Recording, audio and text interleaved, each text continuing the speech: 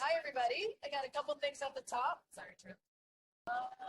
Before I turn it over to the... Thank you.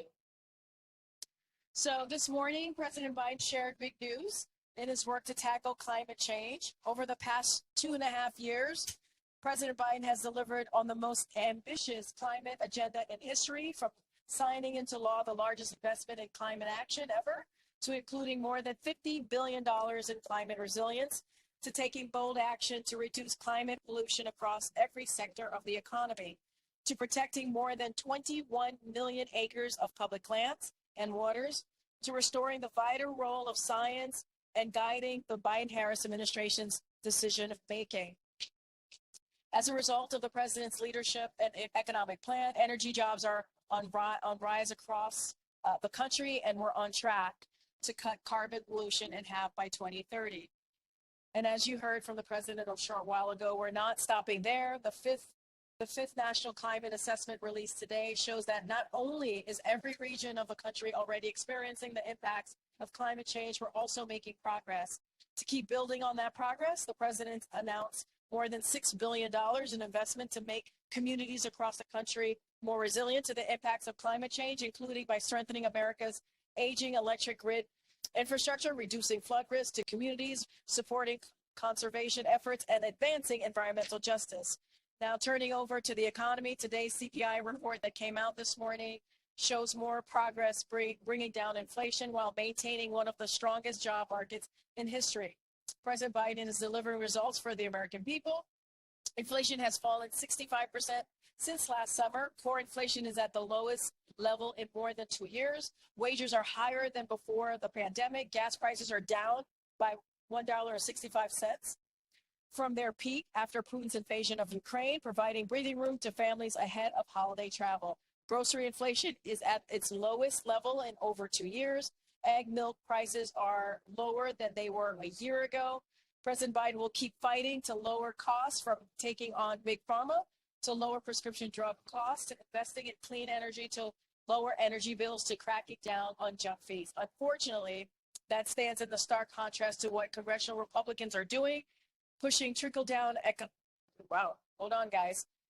economics by slashing taxes for the wealthy and standing with big pharma, big oil, and other special interests that raise costs for families. Finally, I wanted to highlight that last Friday, the Major City Chiefs Association published new data on violent crime for the first 9 months of 2023 and compared it to the same period in 2022. That data show that violent crime, which fell in 2022, is continuing to fall in 2023. The total number of homicides in the reporting jurisdictions dropped more than 10%. Rapes dropped 7.6%, aggravated assault dropped 3.4%, and robberies dropped 2.5%. The Biden-Harris administration's investment, including the $15 billion from the American Rescue Plan that cities have used to improve public safety, is working. But of course, we have more work to do, and that is why the president has proposed more than 100,000 police officers that engage in community policing. The president urges Republicans to support his proposal. With that, I have the Admiral joining me today to speak to tomorrow's summit with Xi and anything else on APEC that you may want to ask, and of course, the Middle East conflicts. Thanks, Karine. I know you all heard from Jake yesterday about the meeting with President Xi, and of course, APEC won't be able to improve much upon what Jake said. I'll just tell you that going into APEC, I mean, the president really feels we got the wind at our back here, and with 21 countries, 60% of global economic output represented here in San Francisco, it's an exciting time. And he'll be focusing really on three things. One, not only improve and increase American investment in the region, but the region's investment in the United States. Number two, lifting up and looking towards a vision for better international worker standards, cleaner environments, safer environments, collective bargaining, chance for international workers to be able to compete on a level playing field. And number three, building a more inclusive economy across the region. Again, Jake covered all that yesterday. I do want to just give you some updates on the Middle East, if you'll just bear with me here. Since the very early hours after October 7th, the president has been personally engaged throughout the region. There's just been a lot of coordination, daily touch points with a number of partners, all run out of the NSC, led by Jake Sullivan. And the president has dispatched a number of senior officials to the region. Obviously, Secretary Blinken has made a couple of significant trips there. But that's why I think you saw us announce earlier that NSC coordinator for the Middle East, Brett McGurk, is traveling to Europe and the Middle East this week. He's leaving today. He's going to Belgium, Israel, the West Bank, UAE, Saudi Arabia, Bahrain, Qatar, and Jordan. Of course, the primary focus is going to be ensuring that we're freeing the hostages, that we're doing everything we can to get them released, including the Americans that are being held. He's also going to be focusing on how we can contain this conflict and that we can prevent any further escalation, as well as any effort by anybody to deepen the conflict. We also are obviously going to keep working, and Brett will be doing this with our partners on the humanitarian assistance front to make sure that the aid's getting in as well as people getting out. I think you may have also known, Saul, I'll just draw your attention to Treasury Department issued another round of sanctions against Hamas today. This is the third one since the attacks. Together with our partners, we're going to be decisively moving to degrade Hamas's financial infrastructure, cut them off from outside funding, and block the funding channels that they seek to finance their terrorism. Now, on the hospitals, I can confirm for you that we have information that Hamas and the Palestinian Islamic Jihad use some hospitals in the Gaza Strip, including Al-Shifa, and tunnels underneath them to conceal and to support their military operations and to hold hostages. Hamas and the Palestinian Islamic Jihad, PIJ, members operate a command and control node from Al-Shifa in Gaza City. They have stored weapons there, and they're prepared to respond to an Israeli military operation against that facility. Now, to be clear, we do not support striking a hospital from the air, and we do not want to see a firefight in a hospital where innocent people, helpless people, sick people are simply trying to get the medical care that they deserve, not to be caught in a crossfire. Hospitals and patients must be protected. And this just points out how challenging the military operation is, because Hamas has deeply embedded itself within the civilian population. Israel has now an added burden that they have they have an added burden given the way that Hamas operates. But as we have been clear on multiple occasions, Hamas actions do not lessen Israel's responsibilities to protect civilians in Gaza. And this is something that we obviously are going to continue to have an active conversation with our counterparts about.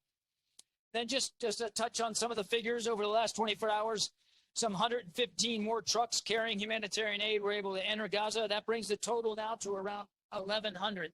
Again, we know it's not enough. We know more must be done. We got to accelerate it. We got to increase it. But we're up over 1,000 trucks now that have gotten in.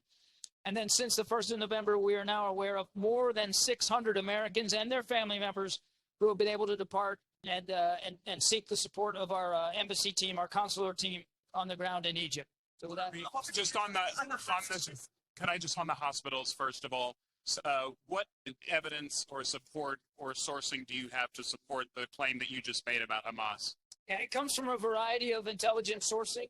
I think you can understand that we're not going to be able to provide a whole lot of granular detail on that. We have to protect sources and methods, but we were able to downgrade some information to be able to provide it for you today. But it comes from a variety of intelligence methods of our own. Does it change the idea of whether or not there should be a ceasefire at a hospital in order to get the patients out? Does this change the calculation? Would the U.S. support a temporary ceasefire at the hospital? Well, I want to be clear, when we're talking ceasefire versus pause, there's a difference. So we don't support a ceasefire. We think that's going to benefit Hamas.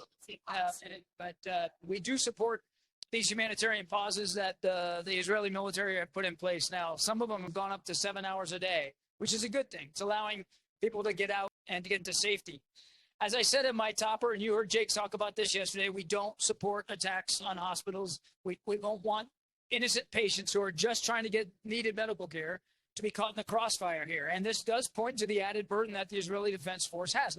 As I said in my opening statement, now we have information that confirms that Hamas is using that particular hospital for a command and control node and probably storage of equipment, weapons up underneath that. That is a war crime.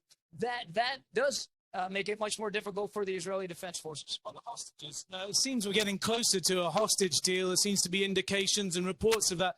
Can you give us any information about how that's moving? All I can tell you is that we are in active discussions as we speak right now with our counterparts in the region.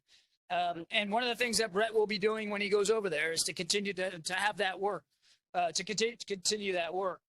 So it's an hour by hour discussion. I think you can understand why I wouldn't get into too much detail about these active negotiations, lest I say something that puts them in jeopardy. But as you heard the president talk about this earlier this morning, we're confident that we're putting the energy and the effort into that, and we're going to keep at it. Is there anything to that Washington Post report about the possible exchange of around 70 civilian hostages in exchange for a 5-day ceasefire? I'm just not going to get into the details. On ICBC, the ransomware attack on ICBC. First, did the U.S. give any sense of warning to China about the vulnerability of that ransomware? And second, is that something that you would foresee coming up in the leaders meeting tomorrow? I don't. We're aware of the attack. Certainly, we're monitoring that. I don't have a lot of information for you. We know that Treasury is in touch with the financial regulators and with the market itself. But I really don't have much more information on that. It's obviously something we're going to watch very closely. And as for whether it'll come up tomorrow, I don't want to get ahead of the president and the discussion that he's going to have. Believe me, the agenda will be a very full agenda with President Xi. Does the president have plans to talk to Netanyahu before APEC gets underway, before his focus shifts to the summit in San Francisco? I'm not aware of any calls on his schedule with Prime Minister Netanyahu as we're speaking right now, but he has maintained a constant communication with the Prime Minister, and I have every expectation that they'll be talking again, probably multiple times. I couldn't tell you exactly when that's going to happen. The sanctions, the Treasury sanctions on Hamas, are you seeing any evidence that that's having any impact right now? Well, these sanctions sometimes take a little while before you can actually see the practical impacts. And we've done 3 rounds since the attacks. And oftentimes the effect just takes a little while. So I couldn't tell you one way or another how much impact it's had so far. But eventually these things, they will certainly put certainly put at a disadvantage their ability to fund themselves, resource themselves, provide capabilities to their fighters. But this is the 3rd round. We certainly aren't going to take off the table any additional sanctions. Tomorrow's meeting with President Xi, China's foreign ministry says they'd like to see, quote, concrete actions in terms of U.S. support for Taiwanese. The Chinese foreign ministry said they'd like to see concrete actions in terms of U.S. support of the One China policy, whereas, as we know, the U.S. would like to see Taiwanese citizens being able to exercise their right to vote freely and fairly. How do you square those two positions? First of all, nothing's changed about our One China policy, and we have been crystal clear about that. We obviously don't support independence for Taiwan. We certainly want to see Taiwan's democracy continue to flourish. We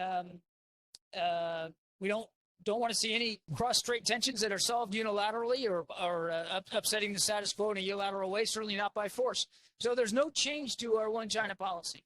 Well, you said last week when asked about the president's schedule that the luggage isn't on the plane yet. You didn't want to. You said last week when asked about the president's schedule for the conference that the luggage wasn't on the plane yet, so you didn't want to talk about it. Well, we hope the luggage is on the plane. But I wanted to ask, how fluid is the president's schedule given the budget? President's looking forward to a good week in San Francisco and to a very robust agenda at APEC, and then I think we'll just leave it at that. There's no plans to possibly leave early, go back to Washington, or focused on having a good week in San Francisco, and I have no updates to his schedule to talk about. Related to Xi, what interest does China have in what's happening in the Middle East right now, and why has their approach been so different to the United States on that issue? I'd have to point you to President Xi to speak to his views of what's going on in the Middle East. I won't speak for another foreign leader. And I certainly won't speak for their comments and how they've reacted to what's going on in the Middle East. All I can do is tell you what we're doing, and I just did that. And the president's going to stay focused on what's going on. I have no doubt, Trevor, that the situation in the Middle East will come up in the context of the bilateral discussion with President Xi. The President Biden will be eager to hear President Xi's perspectives on this. They have lines of communication in the region. In some ways that we don't, and certainly we would welcome opportunities for if China was willing to be helpful in making sure that Israel can get the support that it needs to defend itself, and that we can get humanitarian assistance to those in need. And then also related to APEC. That we don't end that there's not an escalation or deepening or widening of the conflict by any other actor in the region.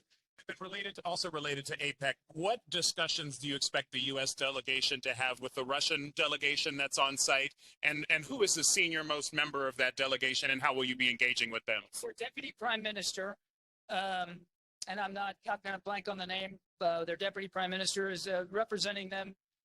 And we look forward to having them as part of this larger economic framework and discussion.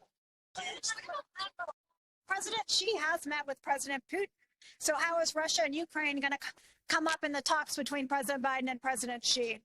So President Xi has met with President Putin and is keeping those lines open. So how is the fight in the Ukraine going to come up between President Biden and President Xi? Like, what's going to be discussed there? Again, I don't want to get ahead of the conversation that hasn't happened yet. I do think that certainly they will talk about what's going on in Ukraine, and the president will make clear that we're going to continue to support Ukraine against Russia's aggression, and that, and again, China could play a role here in helping us support Ukraine, but also to helping advance President Zelensky's vision of a just peace here for when the conflict is over. But I won't speak for the Chinese and what they will or won't say about that. But I have every expectation that the fighting in Ukraine will come up. There's so much attention given tomorrow to the president's meeting with President Xi. Can you talk about the preparation and negotiations for the lead up to tomorrow? Was it a smooth negotiation? Were there contentious points? What were some of the things that were talked about the two leaders sitting down together? Like, give us a little bit of a sense of what we're going to see in the choreography tomorrow and how that came about. Anytime you do a meeting at the leader level, particularly between our two countries, there's weeks and weeks of discussion about what's going to be on the agenda, what's not going to be on the agenda, how we want the meeting to progress. And then, of course, it gets down to execution. Once these guys sit down at the table, you saw in Bali, went on for like 3+ hours. These are two leaders that know each other well, known each other a long, long time. They can be frank and forthright with one another. I fully expect that that'll be the case. I'm not going to get into the back and forth between the two teams about how all the modalities came into place. But I think the table's been set again over the course of many weeks for what we hope will be a very productive, candid, constructive conversation here. The president wants to make sure that we're handling this most consequential of bilateral relationships in the most responsible way forward. He means to compete with China. He's coming into this discussion again with the wind at his back from an economic perspective. He thinks the United States is well poised in that competition with China. He's not going to be afraid to confront where confrontation is needed on certain issues where we don't see eye to eye with President Xi and the PRC. But we're also not going to be afraid, nor should we be afraid as a confident nation, to engage in diplomacy on ways which we can cooperate with China on climate change, for instance, and clean energy technology. So there's going to be an awful lot on the agenda. All of that was worked out between the two teams and baked in, and we're looking forward to seeing where it's going to go. I think wear matching outfits for the family photo at the end. What? Yes, I know, it's ridiculous. Yeah, matching. So there's a tradition at the end of APEC that the leaders wear some kind of matching outfits. But the last time it was held in the U.S., it was in Hawaii, and Obama did not want to have everybody wear Hawaiian shirts because he thought it was kind of embarrassing. So I guess there's a question about whether or not there's going to be matching outfits this year. I don't know. They're all going to wear aviators. I don't know. You got me there. I wasn't aware of that one. I'll take that I back. swear it's a thing. I'm trying to take your word for it, but first I heard of that. I mean, do you have any sense of whether President Biden will meet with the Taiwanese delegation that's attending APEC? Other than President Xi, I don't have additional bilateral or even pull-aside discussions to speak to today. I mean, there'll be a lot of leaders here, and we'll see how things shape out. But the only one that I can speak to is the bilateral with President Xi. The president was seeking something like a free trade agreement regarding critical minerals. He didn't get it yesterday. Why? And it's not going to be part of IPEF. Part of the IPAF when it's unveiled. The agenda out here for the next few days. I mean, there's a robust set of discussions, including on progress on the pillars of IPEF, and we'll have more to say about that in coming days. And as for critical minerals, there was a good discussion with President Widodo about critical minerals and making sure that that we can work collaboratively in the region to provide more resilient supply chains for raw materials like that. So I think that's about as far as I'll go. Of the meeting with President Xi, do we know how it's going to work? Are they going to have a handshake? Are they going to give statements? How long? And also, can you tell us where it will happen? Again, I'm not going to get into much of the modalities. I mean, there'll be obviously a classic bilateral discussion between the two leaders. There'll be an expanded bilateral discussion with the two teams. But beyond that, and then, I think you'll get a chance to hear from the president directly after that. But beyond that, I don't have more detail. 8 trucks going into Gaza. You said 115, and that's not enough over the last 24 hours, but not enough, you had said. Do you feel that with these pauses that the pace has picked up a little bit, though, that's made a difference in the past couple of days? What the pauses have done, it would be hard to draw a direct line between the pauses and the trucks going. The pauses are largely in North Gaza, so away from the Rafah crossing. What the pauses have done, though, predominantly, is allow people in North Gaza to leave. The Israelis now have 2 safe corridors, one to the east and then one to the west along the coast road. And that's opened up more avenues for people to move by foot. So it's really had an effect on getting people out of harm's way, which we hope, just mathematically speaking, would help alleviate the greater risk of civilian casualties, because now there's just fewer people in the crossfire. But it hasn't really been tied to the Rafah crossing. That work is ongoing. So going back to the Xi meeting, a slightly funner topic, but will the T-shirts? I know, more fun. Will President Biden ask President Xi about pandas and getting more pandas for the U.S.? We're sorry to see the pandas go. But obviously that was a sovereign decision by the PRC, and of course we have to respect that. Will there be any U.S. action against Ukraine if it's found that they were at all involved in sabotaging the Nord Stream pipeline?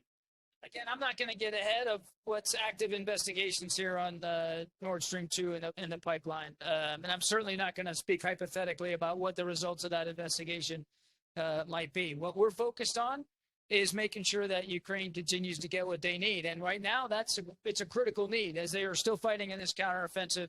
And without supplemental funding, we're going to have a harder time here. The runway's getting shorter and shorter for our ability to support them. Has a decision to make about a sanctions waiver on Iran that would free up $10 billion that's frozen, I believe, in an Iraqi bank. What's he going to decide, and what's the justification for it? President's decision making. But I will tell you this, we continue to hold Iran accountable. We've added force posture in the region. We have sanctioned in 2.5 years some 400 entities, 300 in just the last year alone, for all manner of Iranian destabilizing behavior, the way they're treating their protesters, the way they're supporting Russia, and the way they're threatening maritime shipping in the Gulf region. So we're not nobody's turning any blind eye to Iran's destabilizing activities. We're going to continue to keep that pressure on them. Okay? Thanks. All right. Go, Colleen. And hold on, it's a little bumpy. So on the CR, should the White House have come out so strongly against the 2-tiered CR, especially now that it's looking like it might pass? Where is the White House on it right now? Not at all. Look, and I'm going to quote something that was in the statement from Saturday, which is House Republicans need to stop wasting time on their own political divisions to do their jobs and work in a bipartisan way to prevent a shutdown. So that is still very true. We are not going to back away from that. But we've been saying, and you heard from the president yesterday, you heard from me yesterday as well. We are in touch with both leadership in the Senate and in the House. to talk about the best path forward for the American people. That's what we care about. How do we move forward for the American people? And so we believe that House Republicans need to continue to do their jobs, right? We should not be here. We should not be just a couple of days away. A place that we were before, as you all know, not too long ago. And so it's September. So they should get this done. They should get this done. The president will support the two-tier. So they're having conversation, they meaning the Democrats' leadership in the House and the Senate, and obviously they're going to be, from what I understand, voting on it today. And so we're going to let that process happen. We're not going to get ahead of that process. The most important thing here is to make sure that we move forward in the best possible way for the American people. And that's where we're going to be on But this. the White House hasn't given an indication to Democrats that they should or should not vote on this. We're letting the process happen. We're letting the conversation happen in the House and in the Senate with Democrats, and there's going to be a vote, and we're going to see how this turns out. So if Democrats support this, the president would sign this. Get into hypotheticals from here. I'm going to let the process happen and on the Capitol, right at Capitol Hill. Let them have the conversation. There's going to be a vote. We're just not going to get ahead of what they're going to decide to do. Again, we want to move in the best path forward for the American people. That's our objective here. That's what we want to talk to congressional Democrats about this. Our legislative affairs office has been in touch with the leadership in Congress and also our OMB director. We've been in touch with them for some time now. Obviously, this is something that House Republicans have to fix. We've been very clear about that. And I don't have any calls. We don't have any calls to read out of any conversation that the president has had. But obviously, on this trip, he's going to stay in close contact with the office of his team, right? Office of Leg Affairs. He's going to stay in close contact with congressional leaders as well. Just don't have anything to preview at this time. Sorry, I'm glad I'm jump in, but if this vote's happening in 2 hours, the White House hasn't given Democrats any indication that the president would veto or sign this, if they're about to take a vote in 2 hours. It's the first time, No, right? I know, Right? but There's I'm saying on something specific like this, where with so much at stake on Friday. That's exactly right. We shouldn't be where we are today, right? Because so much is at stake. We're talking about vital programs for the American people. You're 1,000% right. We should not be here. We've been very clear about that. But what we're saying is there's conversations happening on the Hill. Yes, the vote is happening. I don't know, 2 hours at 4 o'clock, but there's still conversations, right? They're still negotiating. They're still having conversations. We're just not going to get ahead of that. We're going to get the leadership in the Democrats' leadership in the House and the Senate, have those conversations. We're just not going to get ahead of that. What we want to see is the best path forward for the American people. That's who we're putting first here. That's who's the most important thing. We're talking about critical, important programs that need to be funded to keep our law enforcement getting paid, to make sure our national security is as where it needs to be, to make sure education, food security, all of these things, they're so vital to Americans. That's what's our main priority, and that's what we're going to let Democrat leadership in both the House and the Senate have those conversations, and that's what we want to see play out. And so we're not going to President be back in Washington, D.C. before a shutdown takes place. Just asked someone, Emily just asked that question. Look, as you know, and you hear her say this all the time, the president is the president wherever he is, and that is the thing to remember. And he's going to stay in touch again with his team back home at the White House. He's going to, stay in touch with congressional leaders, and he could do this anywhere, right? He can sign a bill anywhere. He can, talk to them anywhere he is. He could be president anywhere in the country, certainly anywhere in the world. So that's not going to change. Ask you earlier today at his remarks, the president sounded a little hoarse. He was coughing a lot. Is he feeling okay? He's looking forward to this trip. He's feeling good. You'll see for yourself after he has his meeting with President Xi. You're going to hear directly from the president. He'll take a few questions in his solo press conference. I just saw him. The president's very much looking forward to this trip, this really important trip, a consequential meeting with President Xi. So that's what I can tell you. When was his last COVID test? When was his last COVID test? I can't speak to that. We're in a different place with COVID, as you know, a very, very different place because of what this president has been able to do in getting COVID and getting us out of this pandemic, getting COVID under control. We are in a totally different place. And I think that's important to note as well. So we're not in the same place where obviously I don't think you test every day, right? So we're just not in that same place. We don't have anything to share with you. Ismail, Karine, you saw the protest today outside the White House, but also I haven't heard anything from the White House on the death of a protester in California a few weeks back. He sustained some injuries during a protest in California. Yeah, a 69-year-old California man was, he succumbed to injuries he sustained during a protest. Yes, Yeah. I haven't heard anything from the White House on him. Has the White House reached out to his family or his community? And then zooming out to the protests today that we saw, can the White House assure American Jews that they are safe in America? What are you doing? So let me touch on the first question about the gentleman, the protester, the Jewish American.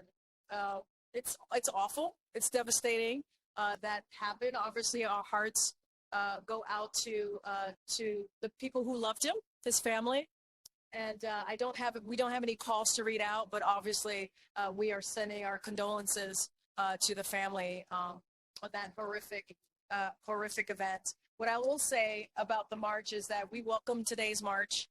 The president has been very clear about his unwavering support for Israel to defend itself against terrorism since Hamas's horrific terrorist attack on October 7th. And President Biden has taken historic actions to fight hate, including anti-Semitism, announcing more steps to combat it on campuses today. Federal, state, and local officials have made the safety of this event a priority and have worked to ensure the necessary precautions are enacted and resources are deployed to ensure the safety of everyone attending today's march. We urge everyone to respect each other's First Amendment rights and not to engage in escalatory behavior. And obviously, we take any hate crime on any group very seriously. And we've taken actions, not just this year in the past couple of weeks, but obviously a year ago, we were very clear about where this administration stands. Roundtable about it with Neera Tanden last week. Can you just update us on how that? I believe you had an event with the domestic policy advisor on this last week. Can you just update us on it? I don't have anything to share, but obviously the domestic policy team and other members of the president's leadership, White House leadership, are going to continue to have conversation with leaders in different communities as they're all dealing with what we're seeing, the increase in hate in the different groups. And obviously, we're going to continue to call out anti-Semitism. We're going to continue to call out Islamophobia, and we're going to continue to say any violence, any hatred against any group is unacceptable. On those lines, we had a poll today that showed that 1 in 3 Asian and Pacific Island people in the United States face some kind of racial abuse. I guess I wondered what's your message to that community in specific, particularly as AIPAC is heading. Very similar, right? Any racism, xenophobia, intolerance is unacceptable. We're going to continue to be very clear on that. This is something that the president has been clear on since he was running to be president back in 2017. So we're going to continue to be consistent there. So President Biden and Vice President Harris have led a historic whole of government effort to combat such discrimination facing Asian Americans, Native Hawaiians, and Pacific Islanders. That started their first week in office, where the president issued a presidential memorandum leveraging the power of the federal government to stand against this hate. The president also signed the COVID-19 Hate Crimes Act into law and signed an executive order to reestablish the White House Initiative on AA and NHPIs. And earlier this year, we released the first ever national strategy to advance equity, justice, and opportunity for Asian American, Native Hawaiians, and Pacific Islander communities. The strategy details much needed investments from 32 federal agencies, including improved data, language access, and combating anti-Asian hate. And then in San Francisco, homeless advocates have been pushing for a meeting with the president, especially given some criticism of a cleanup that's been happening around the city ahead of this meeting. Is he going to talk with them? Like, what are his thoughts on this? Like speaking to the advocates? Speaking with homeless people, addressing the situation there, which is a big problem in San Francisco.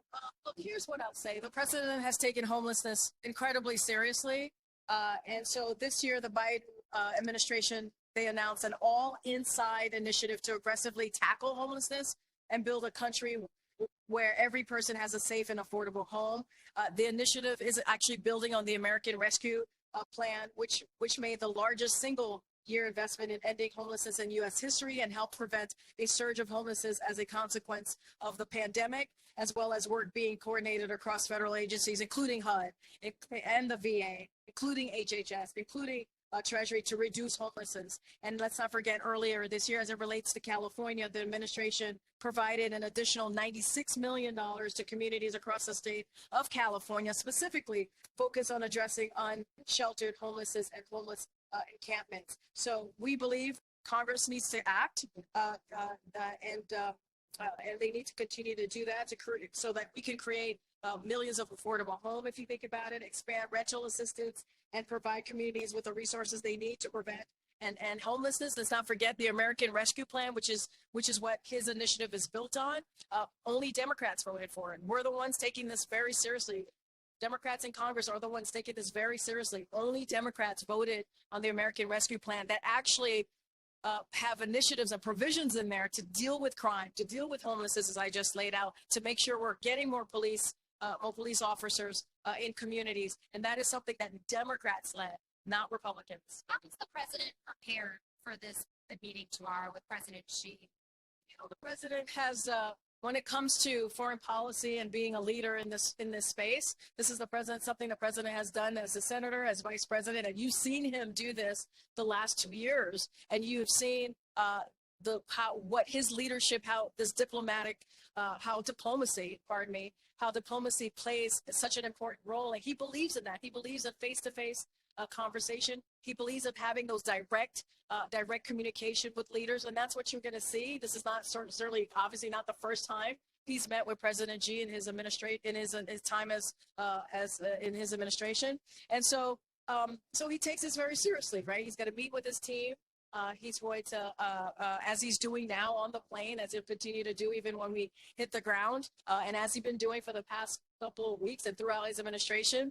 And that's, I think what you could expect is a president that's going to be prepared, and he's going to be prepared not because he's talking to his team and reading his briefing book. It's because he has the experience that I would say that many other presidents haven't had, right? If you think about him being a senator for 36 years, you think about being a vice president for 8 years, that is experience that is so needed in a time like this. Let's not forget, this is one of the most consequential relationships that we have. You think about China. And so this is going to be critical, and you're going to see a president that's prepared and ready to have a direct and honest conversation. I reported this morning that the leaders will be meeting at a place called Filoli Estate. Why was that chosen? I don't have anything to share on location. I just don't have, we don't have anything to share right now. Budget again. I mean, as you know, we were here a month and a half ago. Can you compare? No, I mean, on the budget. Sorry, budget. Run up to the shutdown. I'm trying to project. We were at this point in time leading up to 3 days away from a potential shutdown. Can you give us a sense of sort of the mood music? Do you feel any better? Does the White House feel any better about the situation now as opposed to 3 days from the last one? Look, there's conversation still happening, right? They still have to vote on this at some point today. And so we're certainly, this is a president that's always optimistic, but we also believe that we should not be where we are today. This is something that when you think about the CR, when we think about where we are, there was a deal, as you know, earlier in the spring or late spring, and we believe that the president got involved, right, and made sure that a deal was done. And we believe a deal is a deal. And now we are in a situation where we shouldn't be. We really shouldn't be. But I'm not going to get ahead of conversations. I'm not going to get ahead of the vote. Let's see what happens. But we have to be optimistic. This is important to the American people. This is important to our national security.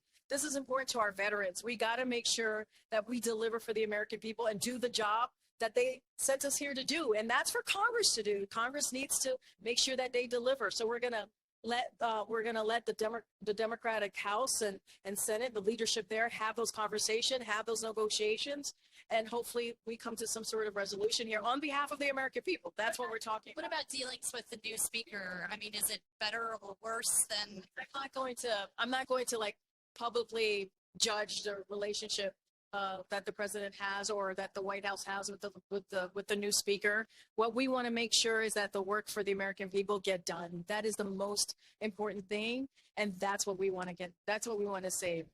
All right. Can I ask you, dailymail.com through a FOIA request obtained photos of the cocaine that was found in the White House in July. Is there any update on that investigation? Are the photos helping anything? Have there been any changes to story? I would get it to the Secret Service. That's in their wheelhouse. So I'll leave it to them. Is it frustrating for the president that the polls show that a majority of Americans think that, the administration isn't doing that great on the economy when we have near unemployment is like at a historic low and inflation is falling? As you saw, I just mentioned at the top that CPI, right, which is incredible, important data, came out. And here's what we think the president is getting for results for the American people, right? Inflation, sparred the pandemic, has fallen 65% since last summer, which is what I mentioned at the top. Core inflation is at the lowest level in more than 2 years. Wages are higher than before the pandemic, accounting for inflation. Gas prices are $3.35, down $1.65 from their peak after Putin's invasion of Ukraine, providing breathing room to families ahead of the holiday travel. Grocery inflation is at a lowest level in over 2 years. Egg and milk prices are lower than a year ago. And look, we understand, we get it, right? The pandemic had a lot of strain and caused a lot of pressures for families and Americans. We get that. That's why the president did what he did, which we're talking about the American Rescue Plan, the first piece of legislation that he signed into law to get us back on our feet, right? So we get that. We get that Putin's invasion of war in Ukraine that caused the prices to go up. That's why the president has taken these kind of historic steps when it comes to whether it's the bipartisan infrastructure law, whether it's the Inflation Reduction Act, to make sure that we're doing everything that we can to make Americans' lives easier, whether it's healthcare, whether it's bringing down gas prices, whether it's making sure that, unemployment, if you look at unemployment, it's under 4%, which is, it's been doing that for more than 20 months. That's important to know. More than 14 million jobs created. That is Bidenomics. That is what Bidenomics has been able to do. But of course, we understand, right? We see and understand some Americans are still feeling it out there. But this is a president that's taking this very, very seriously and doing everything that he can. One thing that he says all the time, he believes that every American should feel like they have the dignity to be able to feed their family, to be able to earn the wages, to make sure that they can live their life that they see fit for themselves and their family, and that's important to the president. The UK cabinet shuffle, does this change anything with relations between the two countries? And also, I think it's the king's birthday today. I think he's turning 75. Wait, it's whose birthday? Charles. The king's birthday tomorrow. Any birthday wishes? I didn't hear you. The king. King Charles, 75, maybe the president, a fellow November, maybe has some birthday wishes. Oh, happy birthday to the king. So as far as the UK government, obviously informed us to the changes to Prime Minister Sunak's cabinet.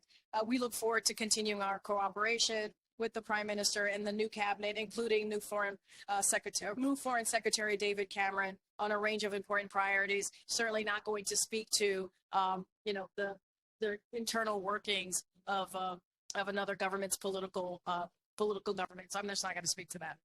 All right. Okay. Thank you, Karine.